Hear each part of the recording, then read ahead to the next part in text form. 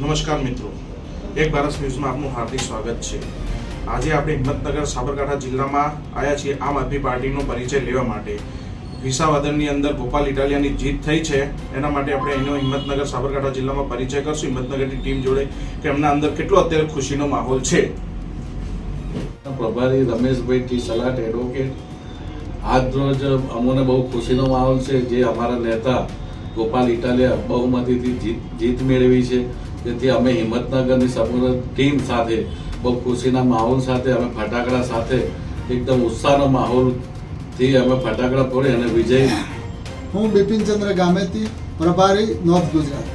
આજ રોજ આમ આદમી પાર્ટીની ખુશીની બાબત છે। 87 મુજલભાઈ પરમાર, હિંમતનગર તાલુકા પ્રમુખ આમ આદમી પાર્ટી। આજે ગોપાલભાઈ ઇટાલિયા જે બહુમતીથી જીત્યા છે તે ખાતરી બદલ અમે ટોટલી હિંમતનગર સાબરકાંઠા તાલુકાના તમામ આગેવાનો તથા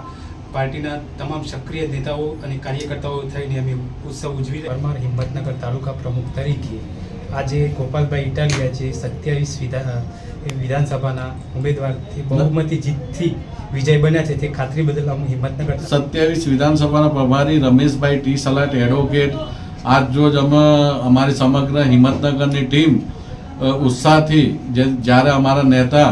ગોપાલભાઈ ઇટાલિયા બહુમતીથી જીત મેળવી છે, જેથી અમે આજ બહુ આપને અભિનંદન પાઠવીએ છીએ કે આપે બહુ સારી ત્યાં વિસાવદરમાં ખૂબ ખેડૂતોના મુદ્દાથી લઈને બહુ સારું એવું કામગીરી કરવા બાબતે બહુ સારી વિજય મેળવી છે, જેથી અમે અમારી સમગ્ર હું બિપિનચંદ્ર ગામેતી, ઉત્તર ગુજરાતના નોર્થ ઝોનના પ્રમુખ પ્રભારી। ખાસ કરીને આજે આમ આદમી પાર્ટીનો ખુશીનો દિવસ છે। 87 વિસાવદર બાય ઇલેક્શનની ચૂંટણીમાં અમારા ઉમેદવાર ગોપાલભાઈ ઇટાલિયાજી ખૂબ તાકાતથી ચૂંટણી લડ્યા અને એ ચૂંટણી લડતા આજ રોજ એનું પરિણામ આવતા અને ખૂબ મોટી લીડ જેને કહેવામાં આવે 17,581 જેટલી જો લીડ ભારતીય જનતા પાર્ટીને પછાડી અને કોંગ્રેસને હાંસિયામાં મોકલીને આટલી મોટી લીડ જ્યારે આમ આદમી પાર્ટીના ઉમેદવાર લાવતા હોય ત્યારે આમ આદમી પાર્ટીમાં જોશ, જનૂન અને ઉર્જા જે આવી છે એ ખૂબ મોટી આવી છે। આમ આદમી પાર્ટીની જે જરૂરિયાત હતી એ ઉર્જા હમણાં આવી ગઈ છે અને એમાં જ્યારે ગોપાલભાઈ જીતીને આવ્યા છે ત્યારે હવે આમ આદમી પાર્ટી એ ખૂબ સારી રીતે 2-2.5 વર્ષ જે ગુજરાત વિધાનસભાની ચૂંટણીઓની બાકી છે 2027 સુધી, તો એ વખતે ખૂબ મોટો સમય મળ્યો છે ત્યારે ગોપાલભાઈ ઇટાલિયા અને પૂરી ટીમ આ વખતે જે ચૂંટણી જીત્યા એ પ્રમાણે પ્લાનિંગ કરી અને ગુજરાતમાં અમે ગુજરાતના જે કંઈ પ્રાણ પ્રશ્નો હોય, મહિલાઓના પ્રશ્નો હોય, વિદ્યાર્થીઓના પ્રશ્નો હોય, ખેડૂતોના પ્રશ્નો હોય, સર્વે પ્રશ્નો હોય એ પ્રશ્નના નિરાકરણ માટે આમ આદમી પાર્ટી રોડ પર ઉતરશે અને અમારા નેતા જ્યારે ગોપાલભાઈ એ જે એમના વચનો આપ્યા છે વિસાવદરમાં એ વચનોથી એ ત્યાં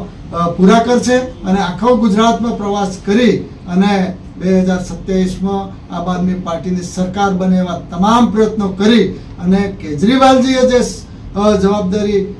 ગોપાલભાઈને સોંપી અને એ જવાબદારી અમારા પાટીદાર સમાજના અને સર્વેના હિતેશુ એવા ગોપાલભાઈ ઇટાલિયા તાકાતથી સંભાળી લેશે। બીજી બાજુ સૈતરભાઈ વસાવાજીએ અને એ તાકાતથી જ્યારે ચૂંટણી જીતીને બહાર આવ્યા છે ત્યારે સર્વે નેતા ભેગા મળી અને 2027માં અને વિધાનસભામાં અમે તાકાતથી ચૂંટણી લડીશું અને 2027માં સરકાર બનાવીશું એની હું ખાતરી સાથે હું તમને ખાતરી આપું છું। અને અમારા સાબરકાંઠા જિલ્લો અને આખું ગુજરાત, આખા ગુજરાતની 6.5 કરોડ જનતા આજે આમ આદમી પાર્ટી જોડે છે એમ કહીએ તો ખોટું નથી। આ ખેડૂતોની જીત છે, વિસાવદરની જનતાની જીત છે, એટલે એમના જે કંઈ પ્રાણ પ્રશ્નો છે એ પ્રાણ પ્રશ્નોને ઉજાગર કરવા માટે અમારા સક્ષમ એવા નેતા ગોપાલભાઈ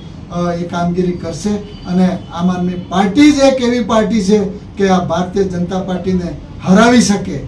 કારણ કે 2022માં જ્યારે 41 લાખ વોટ મળ્યા હતા અને અમારી 5 સીટો આવી હતી ત્યારે એના પછી અમે જે વિપક્ષ તરીકે જે ભૂમિકા ભજવી છે એવી ભૂમિકા અમે ખૂબ તાકાતથી ભજવી રહ્યા છે અને 2027ની અમે તૈયારી કરી અને 2027માં અમે સરકાર બનાવીશું એની ખાતરી સાથે હું અહીંયા મારી વાત પૂરી કરું છું। જય હિન્દ, જય ભારત।